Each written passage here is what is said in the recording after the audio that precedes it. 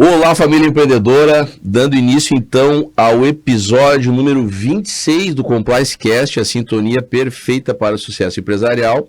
Aqui Rômulo Vargas, já muito orgulhoso de estarmos atingindo essa marca, são 26 seletos convidados que estamos conseguindo trazer aqui para essa troca de conteúdo muito valiosa, que eu tenho certeza que vocês podem aproveitar muitos insights, né?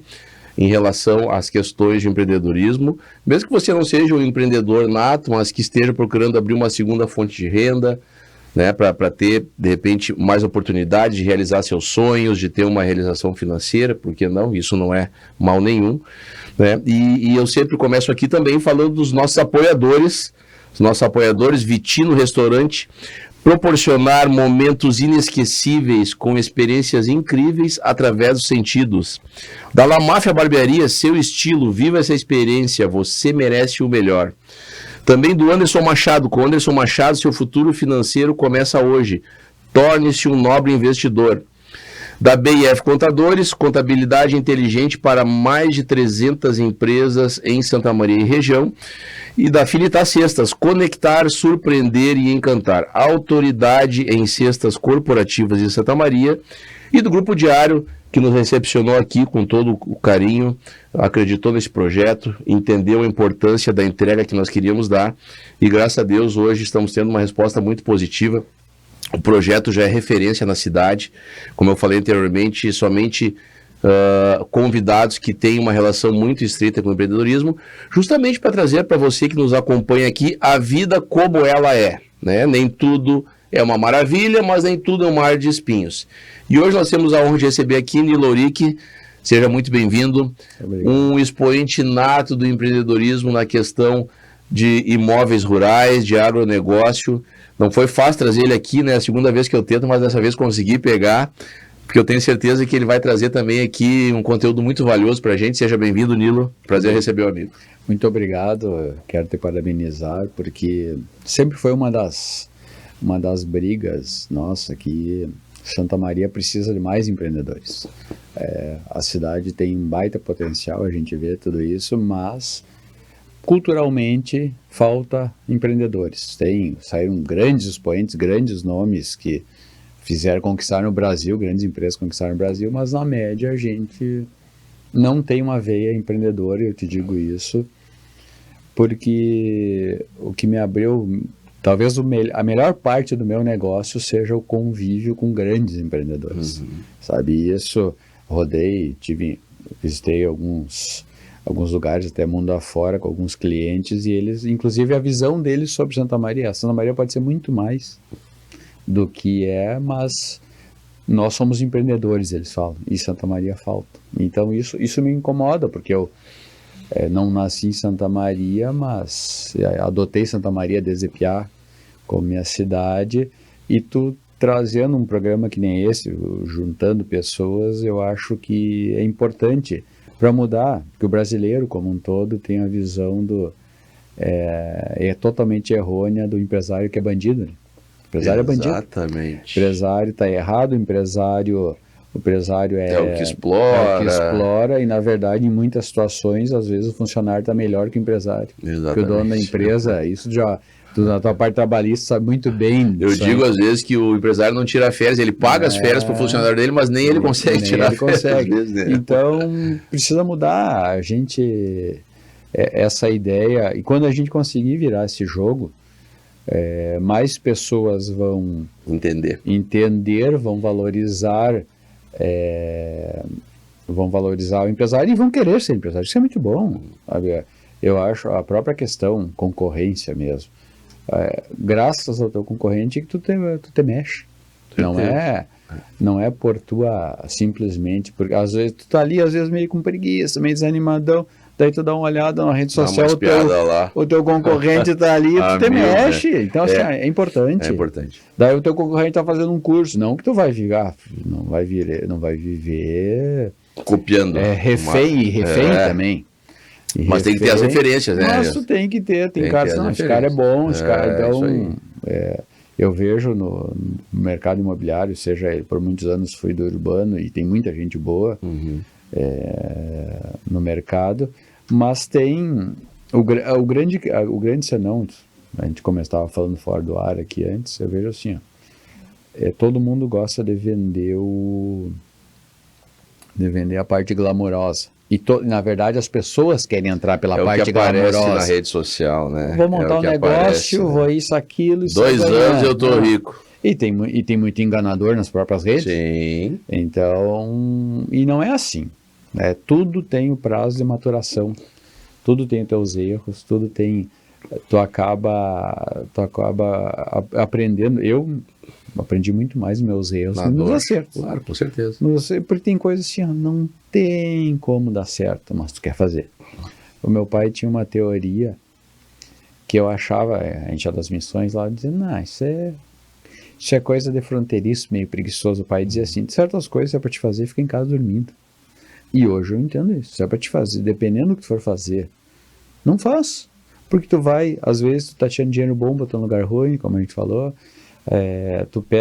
tu tem um negócio ali promissor, que tu tá muito aberto a olhar tudo que tem no mercado, já fiz isso, olhar tudo que tem no mercado, tu acaba botando dinheiro bom em lugar ruim. Então, esses cuidados. Hoje o foco nosso, a gente começou em 2003, vamos lá, 21 anos.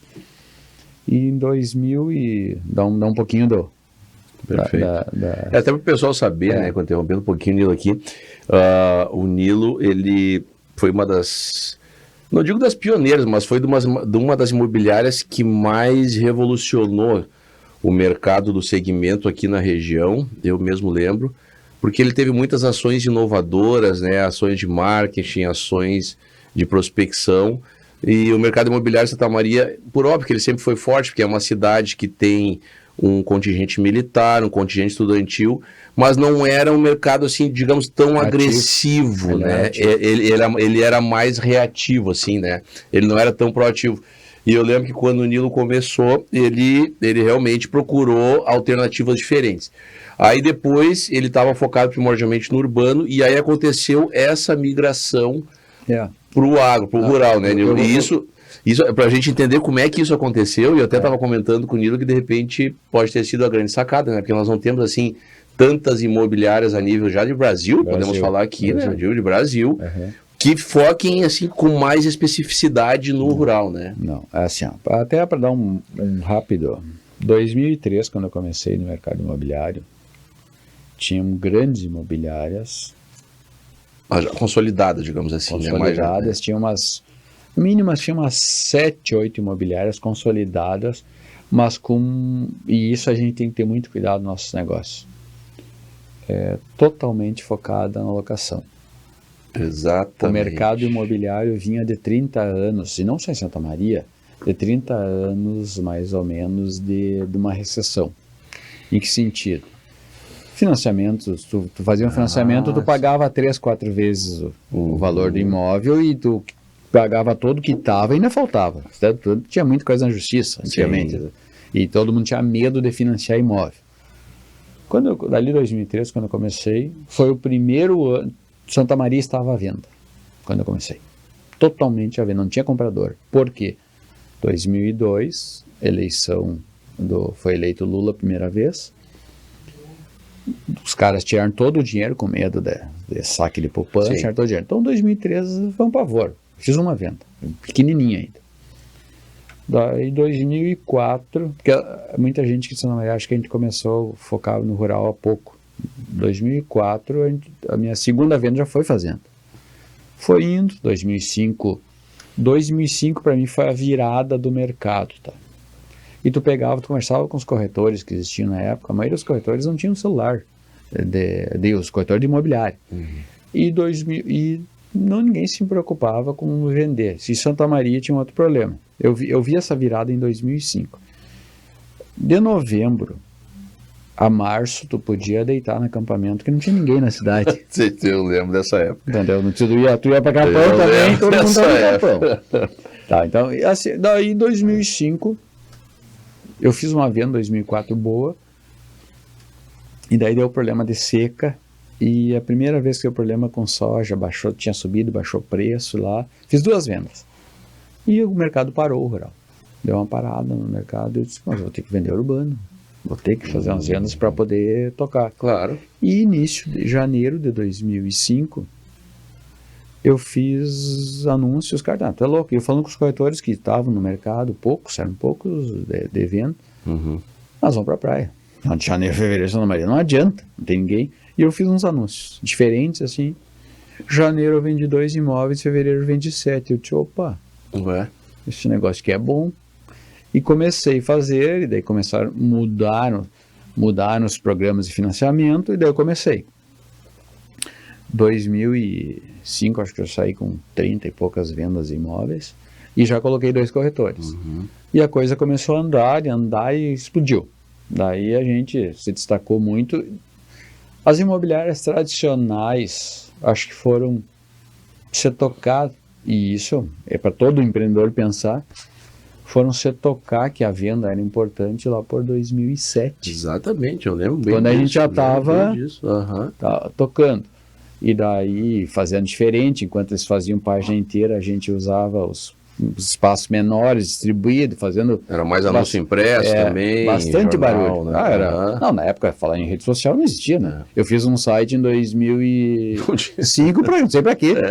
Só pra dizer que tinha. Só que na época tinha, me lembro o nome da empresa do Yuri, que tinha aquela de site, que foi a primeira que surgiu de sites aqui. Mas fiz assim, não entrava ninguém. Então...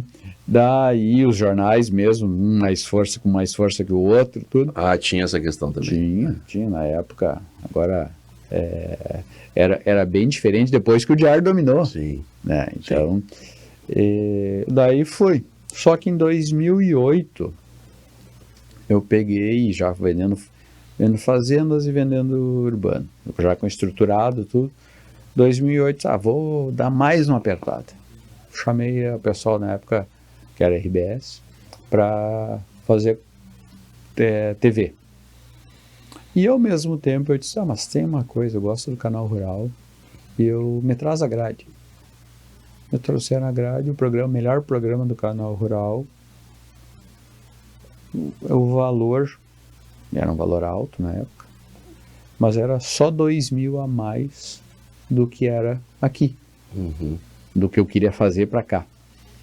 Eu disse, não, eu tenho um negócio que tem aí para 54 milhões de pessoas. A escala que entrega agora, tu entrega lá, né? Para 54 milhões de pessoas e ter Santa Maria, só eu prefiro, eu gosto do rural, prefiro o rural. E daí larguei. Tu não tem ideia, assim, na época a TV era um absurdo, um canhão. E não tinha as mídias sociais. Não, e esse canal específico do rural, ele tem um público específico que fica a semana inteira esperando ali o horário X ali para olhar, porque eles, além da parte, tem toda a parte, enfim, né, de agro, do agro, da pecuária, 54%, só perdia para Globo, só perdia para Globo, né? E não sei se perdia para mais alguém. 50%, 4% de alcance no Brasil. Cara, só que assim, para ver como a gente faz as coisas certas, mas também eu peguei, em um mês eu quase fiquei louco. Sim. Gente ligando e procurando. Não, o que começou a aparecer de gente inimaginável. Clientes, empresários que tu nunca imaginava. Assim, só que daí tem um problema. A gente faltou perna e braço. Para a gente atender. É a dor do crescimento. Daí o que aconteceu? Ficamos, para não me alongar muito, porque era um programa assim, era um programa que eram grandes patrocinadores. Eu brinco, era máquinas agrícolas, era Vivo, Caixa, Massey, Ipiranga e o Arigó aqui, eu brinco. Só que, como marca, aí que foi, talvez tenha sido a minha maior jogada, mesmo sem saber. Não foi pensado. Como marca, eu me ancorei como se fosse uma Vivo. Se posicionou, entendeu? No mesmo nível. Porque eu estava patrocinando um programa. Claro, o lado daqueles gigantes ali. E ali tanto que acontecia, cara, às vezes os caras ligavam para a empresa e falavam, e pediam para falar com alguém, e eu pedia passo para mim. Eu sabia quem era, pedia passo cara para mim. E o cara muitas vezes dizia assim, não posso estar falando com o dono da empresa. Porque ele não ia falar com o dono da Ipiranga. Jamais. Ele não ia falar com... Claro. Entendeu? E eu não entendi aquilo no início. E por isso que eu digo, não é nada pensado. Daí eu fui entender que a situação era aquilo ali, para ver a ancoragem como importante. Perfeito. Posicionamento. Posicionamento ali, daí tu te ancora para cima, né? Claro. E isso foram 8 anos. Fiquei 8 anos no Canal Rural, até final de 2015, mais ou menos, quando o canal começou a perder a força e as redes começaram a entrar muito valendo. Daí ali a gente saiu, depois tentamos voltar uma vez, tem uma relação muito boa lá, o presidente, meu amigo, mas só que assim, ó, ali, o que o canal me abriu, te digo... Relacionamento, contato. Te digo e te insisto, não é pretensão, acredito que somos até hoje a única imobiliária a fazer mídia nacional. Única, sim. Entendeu? Porque o Canal Rural é uma mídia nacional. Sim. E ali, só para te ter uma ideia, tu tá ter chamado assim, dá um exemplo, seu Zé Mineiro, o cara que fundou a JBS, tá? Uns amam, outros não, mas um mega empresário, e a minha visão em relação a ele é bem diferente do que os caras pensam, assim. O cara mandou me chamar, que queria falar comigo. Eu fui lá na sede da empresa, e outros tantos, sabe, que tu jamais imagina. Começa a figurar num cenário diferente, né? Você vê que às vezes, né, pessoal, é sempre aquele dilema, né, Nilo, que eu comento aqui, às vezes a gente, por exemplo, tem uma ação um pouco mais grandiosa, vai gerar um desconforto, tu não sabe se tu vai ter braço para atender, de repente, mas o que é o crescimento? O crescimento é um passo em direção ao desconforto e ao risco, né? Nesse dia eu estava vendo, acho que foi o Joel J que estava entrevistando, não sei, alguém no podcast dele, e ele perguntou qual é a característica única de todos os empresários que ele já tinha entrevistado lá no programa. Ele falou, cara, todos têm uma paixão pelo risco. Claro, um risco responsável, né? Tu não vai fazer o all-in, né? Sabe? Mas tu, às vezes, deixar assim o apego, né? Largar um pouco o apego e dar uma arriscada como tu deu, porque isso foi um passo bem ousado, com certeza, né? Para mim era muito fácil. E às vezes tu ficar como tava, né? De repente. Ficar como tava e ia dominar mais o mercado ainda. Sim. Sabe assim, ó. Só que eu sempre gostei do negócio maior.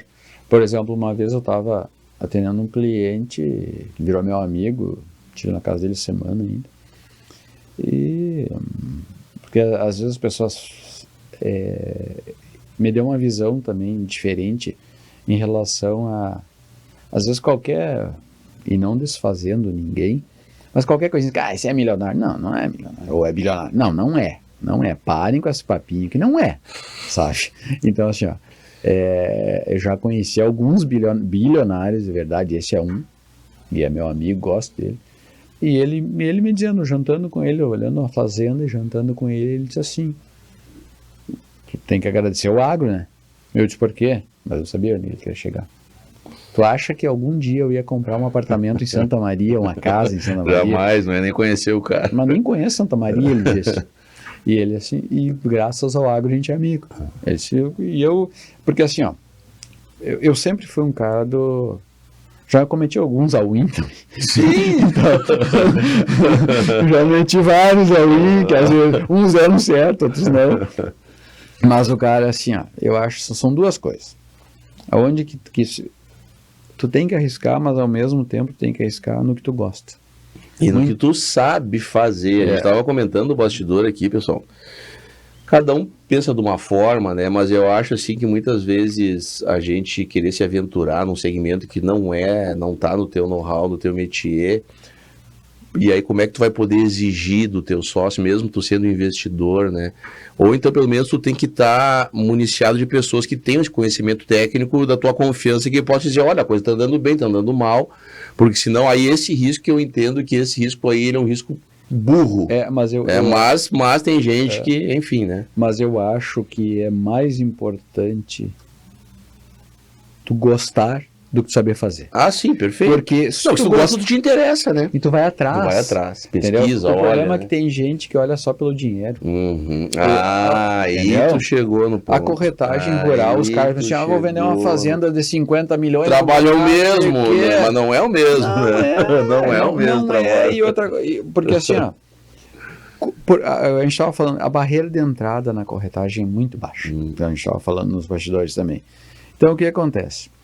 Daí tu vai lá e indica para alguém, um cliente. Esse cara foi lá e fez uma venda, ganhou 200 mil. Tu pensa assim, mas isso aqui é uma barbada. Isso aqui é uma barbada, eu vou entrar nesse negócio ali, eu indiquei e não ganhei nada. Essa é a barreira de entrada. Daí tu entra. Só que a corretagem, se tu parar para ver, tu conta nos dedos corretores que estão há muito tempo. Fora os donos. Tu conta nos dedos. Fora os donos de imobiliária que estão assistindo. Por quê? Porque é uma profissão extremamente desgastante, extremamente frustrante. Ontem mesmo eu estava com um negócio e olha que eu gosto, olha que eu já sou macaco velho. Estava com um negócio feito. E não aconteceu. E não aconteceu. Se tu não gosta do que tu faz, tu larga. Tu abandona. Não tem, tu não aguenta, porque ela é muito desgastante. De manhã tu tá com um monte de dinheiro, de tarde tá sem nada. Um mês tu faz muita venda, outro mês não vende nada. E as pessoas, eu já tive casos de corretores que trabalharam com a gente, que a corretora chegou para mim e disse assim, isso lá em 2012, vou ter que sair da corretagem, não dá mais. Não aguento. Não aguento. E por quê? Eu não ganho dinheiro. E eu arrumei uma vaga na época assim, ela falou, tá, mas quanto tu vai ganhar? Na época era R$1.000, secretário. Eu disse, tu tá bloqueando? Ela, por quê? Porque daí entra outro problema. A estabilidade. A estabilidade e outro problema. A desorganização financeira de todo mundo. Lógico, né? Falta de planejamento, de investimento correto. Mas tu tá botando 5 mil por mês e tu quer ir para um negócio de 1.000. Mas lá é certo. Não. Ela não sabia que ela estava ganhando 5 mil por mês. Ela não somou. Entendeu? E depois ela largou. Largou de qualquer maneira. Não, porque pelo descontrole, pegava, gastava. Entendeu? E ela não via que ela tinha aquilo ali. Então tu pega, nós tradicionalmente, e em muitas coisas eu me incluo, nós não somos organizados. Não temos educação financeira. Não, e educação financeira Ninguém nos ensinou. organizacional. E organização. Então, além da financeira. Então, a gente não aprendeu isso. Eu não aprendi nada. É que a gente gosta muito de computar o que ganha, mas anotar o que tu gasta também. Minha vida mudou quando eu comecei a anotar. É inacreditável que a gente gasta muitas vezes e as coisas vão surgindo e tu gasta às vezes, e às vezes nem é tão urgente, mas tu vai lá e gasta, sabe? Então a gente começa a enxergar realmente o que é uma organização financeira quando a gente começa a anotar o que a gente gasta também, né? Na vida pessoal, na vida... Eu ouvi do cliente meu, que é meu amigo, eu gosto dele, uma vez uma coisa que para mim isso aí virou mantra quase agora. Porque eu sempre fui um cara extremamente organizado, no financeiro, não mesmo. Mesma coisa. E eu ouvi dele um negócio que ele disse que a mãe dele dizia. A mãe dele dizia o seguinte, e ela tá certíssima. Eu tenho controle sobre o que eu gasto. Eu não tenho controle sobre o que eu ganho. Ganhar eu posso ganhar muito, ganhar pouco. Aí falou tudo. Então, sobre o que tu gasta, tu tem controle. Ponto. Mas o que tu ganha, tu pode ir na corretagem, o profissional liberal. Tu não sabe. Faz total sentido. Tu acha que tu vai ganhar 200 mil mês que vem, ou 50 mil, ou 10 mil. Tu acha. Mas pode não acontecer nada, porque aquilo que tá certo não vem. Nada é certo. Já o que tu gasta, tu sabe. Esse é certo. Esse é certo. Então, assim, esse ponto para mim começou a balizar muitos erros graves que eu cometia. Não, mas isso aqui, se eu faço aqui, vai dar ali, puxa aqui. Nem sempre é como a gente imagina, né? Pessoal, o assunto tá bom. A gente vai fazer um rápido intervalinho aí de 1 minuto, tá? Pra gente saber um pouco mais aí sobre a Nilo Imóveis, uma empresa que tá totalmente focada aí na questão do rural, e o Nilo vai contar como é que ele montou essa estrutura e como que está hoje, e como é que ele se municiou de pessoas para poder estruturar bem esse trabalho e fazer uma entrega de excelência, tá? É 1 minutinho e a gente já volta, não sai daí.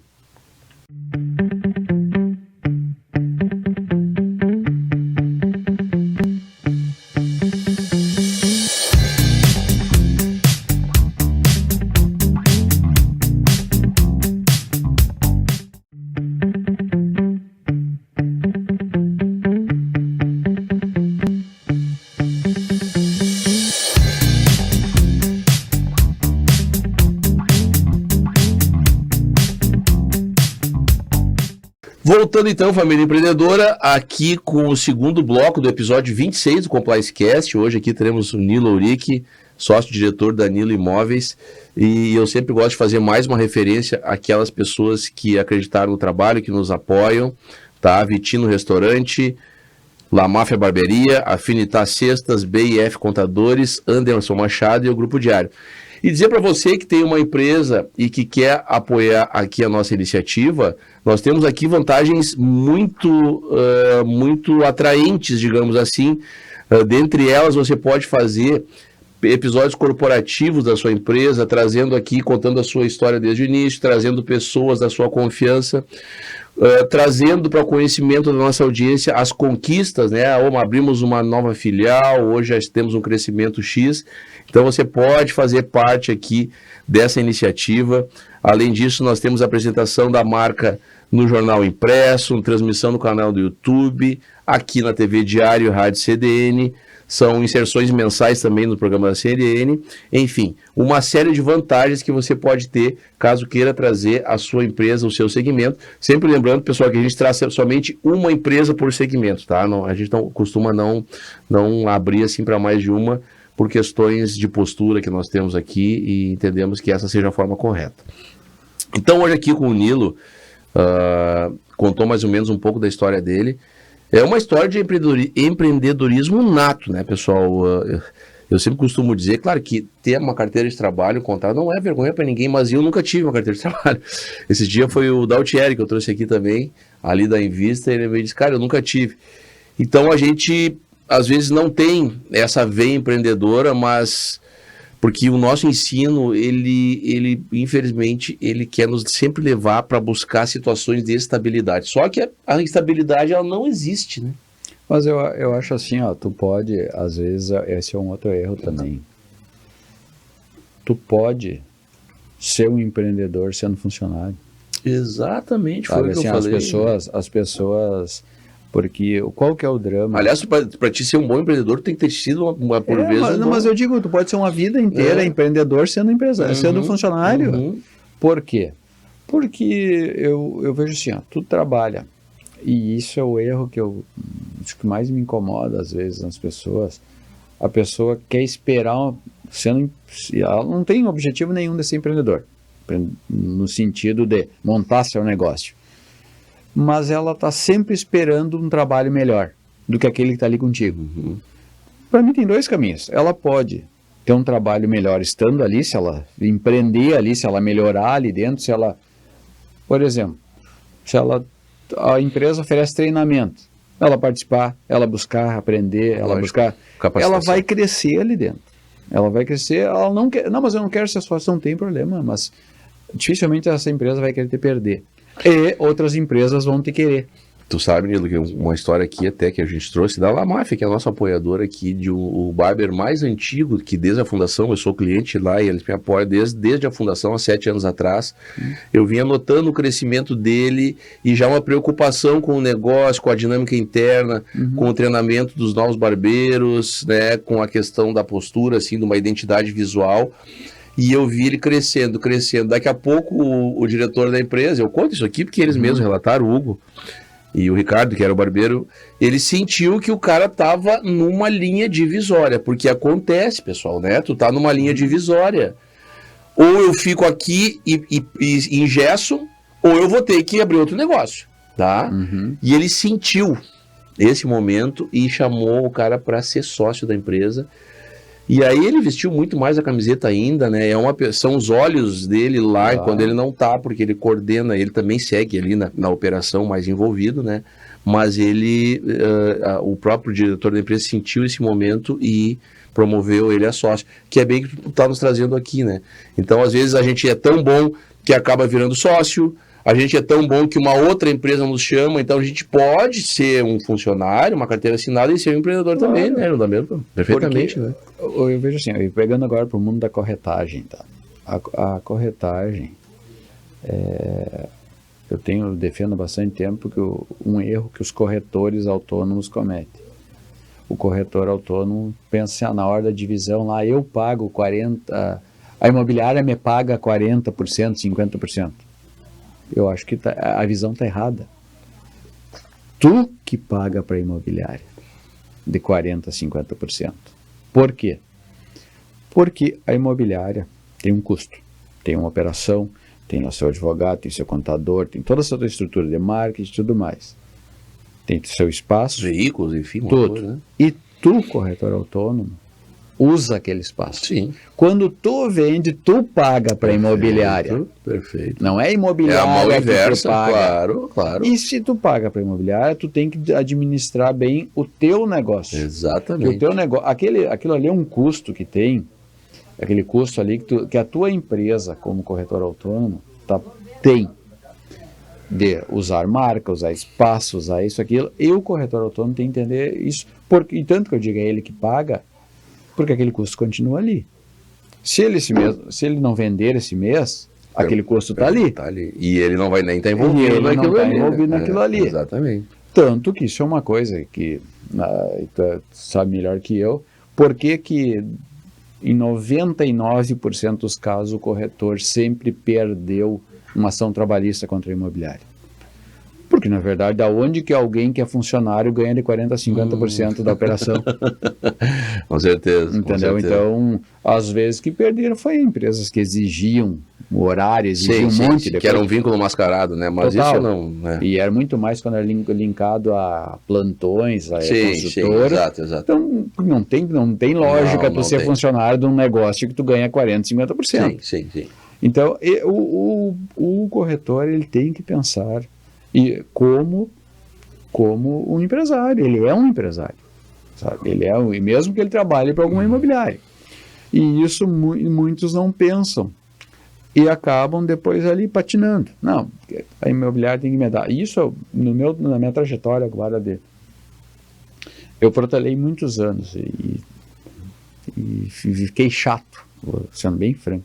Fiquei chato com a minha turma do urbano, com alguns corretores urbanos que trabalhavam com a gente, porque, na verdade, eu não conseguia ver que eu não queria mais aquilo ali, sabe? Eu não queria mais aquele negócio, porque o que me chama a atenção, sempre me chamou o rural, é um negócio, o dinamismo do rural eu sempre gostei mais, e eu protelei, às vezes tu fica agarrado no negócio, porque tu criou aquele negócio. Tem um apego, né?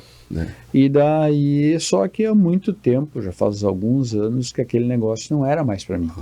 E isso é um erro que tu comete, às vezes não dá um basta. Sim. Essa fase aqui. Sabe? Como a gente tem aqui um enfoque especial na parte de gestão de pessoas, porque as empresas são formadas por pessoas, né? A gente precisa saber gerir muito bem essa parte, né? Não colocar pessoas erradas para dentro do nosso negócio, né? Acontece. Como é que está hoje essa tua estrutura? Tu tem estrutura física, tu consegue ter braços a nível regional, nacional, filiais, como é que tu capilarizou o negócio de forma que ele possa ser rentável e que tu possa utilizar de ferramentas de controle, enfim, E aí é que tá, por isso que lá antes a gente não estava ao vivo ainda, o foco. É quase humanamente impossível, da maneira que eu estava fazendo, focar nos dois, urbano e rural. A gente tinha outros lugares, tinha outras cidades, urbano. E tudo isso vai sugando a tua energia, vai te tirando. É um corretor que te liga, por mais que tenha o gerente, ele te liga, quer falar contigo. Quando você torna muito acessível, é um problema às vezes. E daí, só que eu tinha um problema assim, eu sempre tive uma dificuldade de segurar corretores rurais. Pois é, como é que tu chegou neles, ou tu teve que eles fazer... chegaram em mim, a maioria. Mas eles já eram especialistas? Não. A maioria... Mas eu não enxergo muitos, né? Não tem? Não poucos. Mas a maioria, o que acontece? Mas eu sempre me preocupei, porque eu sempre fui... Se me perguntavam, o que tu é? Sou corretor. Os caras, uma vez até uma consultoria, o cara disse, não, tu tem que ser empresa, tem que falar que tu é empresário. Mas eu me sinto corretor. E vou me sentir a vida inteira, o que sempre... Se um dia eu deixar de ser empresário, se eu não tiver como ter empresa, eu consigo ser corretor. Perfeito. Entendeu? Perfeito. Então eu sou corretor. Né? E tenho orgulho disso, eu gosto. Sim, lógico. Entendeu? Então eu gosto. Mas qual que sempre foi o drama para os corretores? Para alguém, tu hoje, tu quer largar a tua profissão e quer virar um corretor rural. Onde está o drama? Se tu não tiver uma boa base financeira, tu não vai sobreviver no mercado. Porque, cara, tu vai ali em Bagé, para ir num dia voltar no outro, no mínimo 1.000. Não, e outra coisa, saber as peculiaridades do negócio, como é que tu vai ofertar, tu vai destacar as vantagens de uma área rural, para qual cultura ela serve, tem mais... Não, nem cheguei nisso ainda. Pois é. Mas dentro só da estruturação tá, perfeito. Física, sim. Da física estrutura provavelmente dita. Pro cara trabalhar. Daí, os custos, a demora, uma venda de uma fazenda, até tu começar a entrar no jogo, não só de fazenda de áreas, de uma maneira geral, tu não vende absurdamente, um número absurdo de áreas. Tu vende bons valores. Sim. Um ticket bem maior, mas um volume menor de venda, claro. E o cara que é bom vendedor, vou ter um exemplo.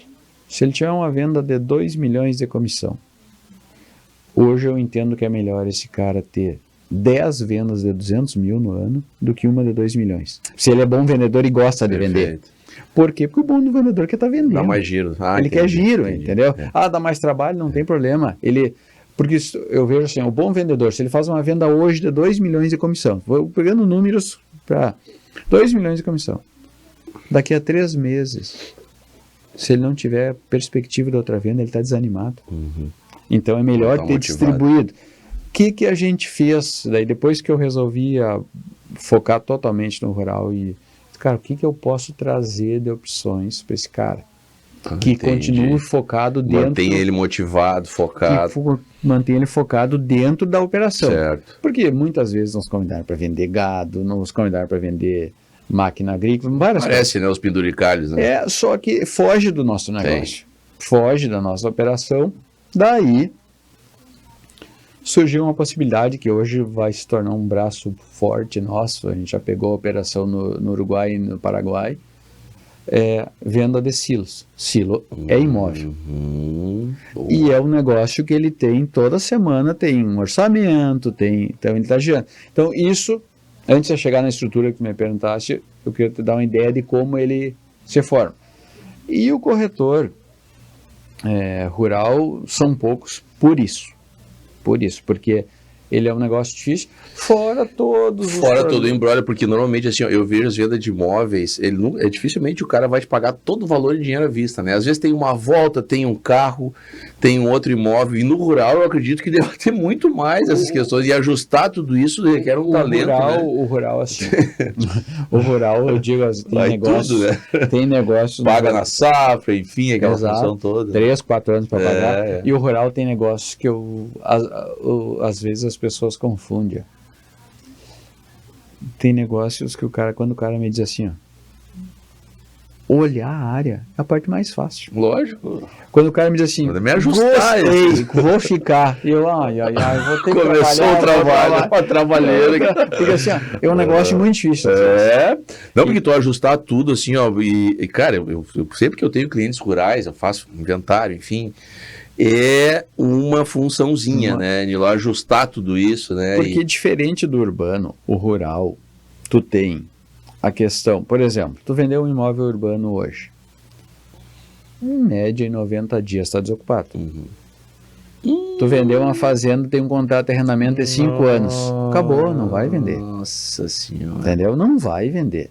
Porque diferente do contrato da lei do inquilinato, sim, o Estatuto da Terra protege totalmente. E daí entra outro detalhe que eu digo para os proprietários de terra. Não, cuide se um saco a mais que tu está recebendo por hectare. Depois que tu colocou esse cara para dentro, não tira mais. Senhor, eu já vivenciei algumas situações. Não tira mais. Então assim, o rural, quando fecha a venda, começa o problema. Entendeu? Daí é ajustar prazo, é ajustar indexador, é um monte de coisa. Então ele não é uma venda simples. Aí as pessoas, foi lá, mostrou. Porque o que acontece às vezes? Às vezes tu foi lá e mostrou, eu já mostrei uma propriedade umas 40 vezes, é uma propriedade não vendi.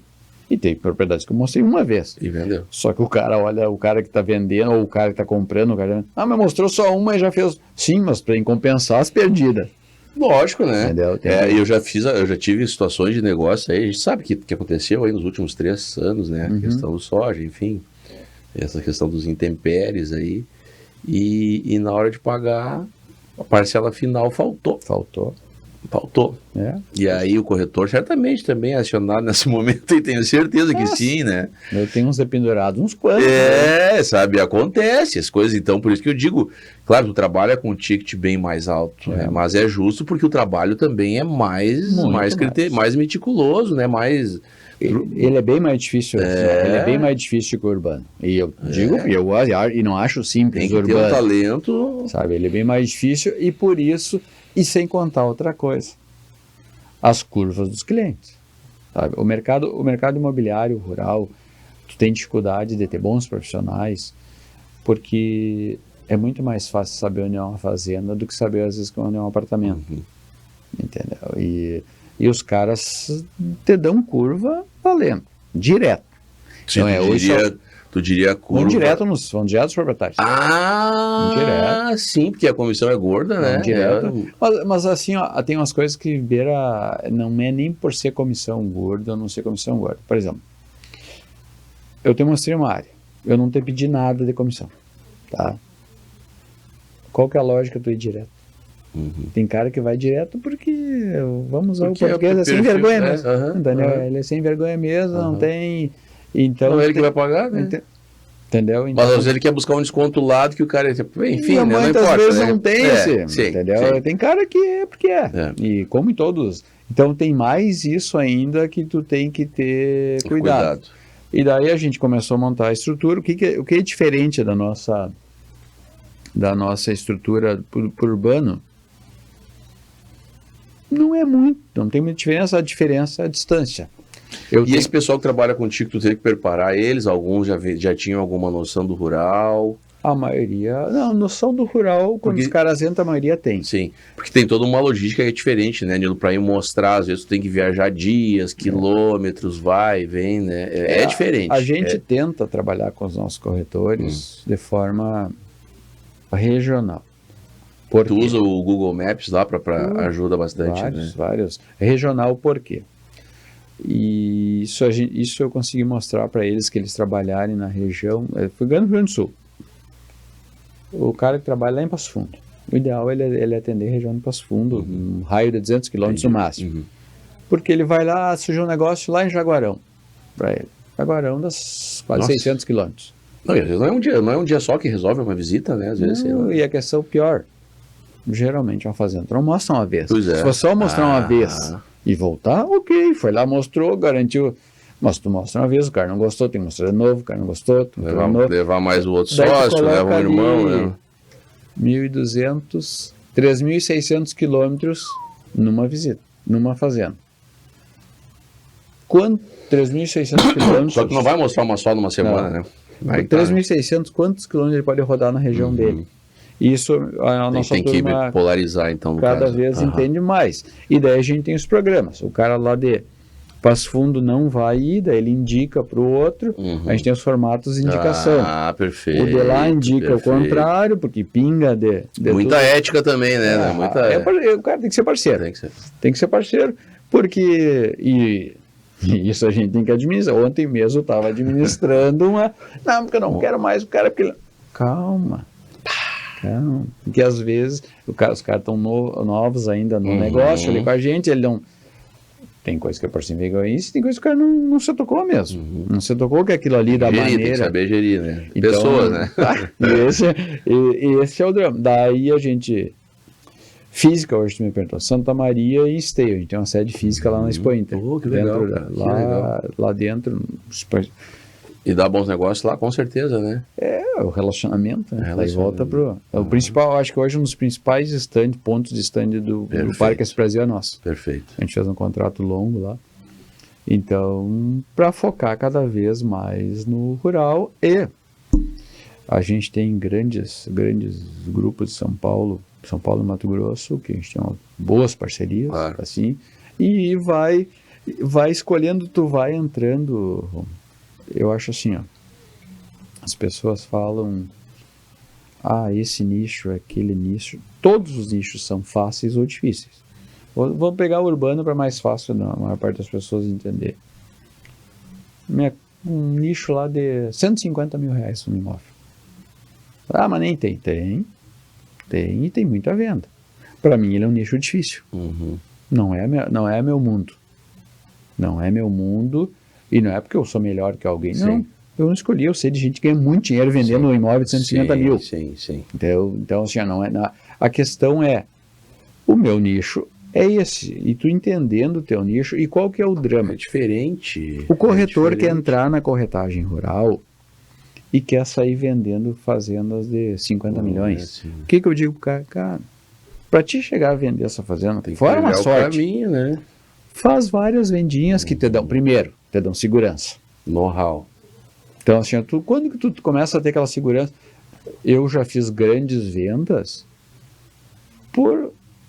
daí tu fala, o que tu fez de certo ali? Tu já tem mais naturalidade, Não, para te conseguir fazer aquela venda. processo. Não, na verdade eu fiz errado antes. Entendeu? Por isso que eu fiz certo Por agora. isso que eu fiz certo agora. Eu tenho um caso clássico de uma venda grande. Eu perdi uma... Mas, cara, me deu vontade de largar o negócio. Eu fiz uma... Engatilhado. Não. Eu errei. A condução foi mal feita por mim. Uhum. Porque assim, aonde não tinha... Porque daí tu não pode ser cego, que a maior parte das pessoas são. Não, porque eu não errei nada, não aconteceu. Não pode ser vaidoso. Às vezes tu não errou. Mas, no geral, tem uma pitadinha que se tu fosse um pouquinho mais. Daí eu peguei...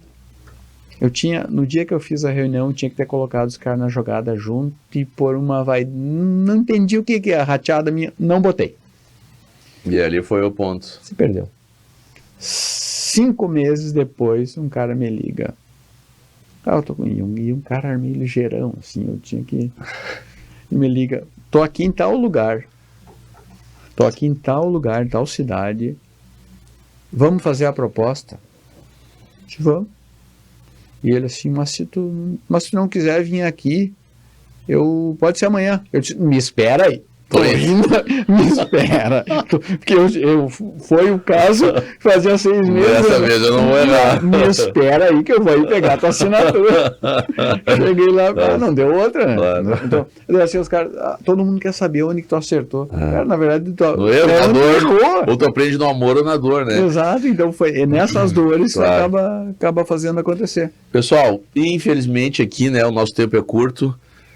Poderíamos ficar aqui pelo menos mais 1 hora conversando, né, Nilo? Mas assim como a gente sempre encerra, né, e essa é a nossa metodologia, digamos assim, a nossa bandeira, em 1 minuto, eu queria que tu dissesse para ti, então, que tu trouxesse para o nosso público aqui em 1 minuto, qual seria a sintonia perfeita para o sucesso empresarial? Para mim, primeiro, não é saber, descobrir o que tu gosta. Porque isso um cliente meu, do dono de uma grande loja de tintas, disse, tu não nasce sabendo o que tu gosta, tu vai aprendendo com o tempo. Então, para mim, é básico. E outra, que a gente se perde, eu já me perdi, muito cuidado com o ego. Porque aí é o que derruba quase todas quando tu acha que tu tá ninguém te derruba, ninguém nada, acabou. Para mim, aí é o ponto-chave que a gente sabe quantas empresas, não preciso dessa informação, não preciso, tu é pequeno. Cara, escuta, pode até não dar, mas tem que baixar. O ego nos derruba. Na corretagem, então, eu vejo muito isso. Tu sabe, Nilo, que eu já tive, assim, valiosos insights, e eu aqui na condição de anfitrião, eu aprendo muito, né? Aprendo muito. E eu já ouvi valiosos insights aqui, né, nesse fechamento do programa, mas ninguém tinha falado do ego ainda. E o ego, é o que eu sempre digo, pessoal. O ego, ele deixa ele quietinho, não infla ele, né? Ele é importante. Ele é importante para te ter uma identidade, uma autonomia. Agora, não para te achar que tu é imbatível, que nada pode acontecer contigo, que ninguém vai te derrubar. Porque a vida, pessoal, ela nos aplica peças, né? E a gente tem que saber... Que o mercado não muda, né? Exato. E o mercado muda, às vezes, não anda para outro. Bom, vamos... Quantos exemplos agora aí, né? Enchente, né? Que tu deve também ter sentido na pele, diversas questões. Então, a gente não sabe, né, pessoal? Não. Mas, Nilo, eu queria agradecer de coração pela presença. Agradeço. Pessoal, queria também agradecer... Parabéns. Obrigado. A audiência de vocês. né? Seguimos aqui firmes no propósito, sempre trazendo convidados que tenham total intimidade e relevância, trazendo valiosos conhecimentos e conteúdos para vocês, tá bom? Obrigado de coração e até a próxima.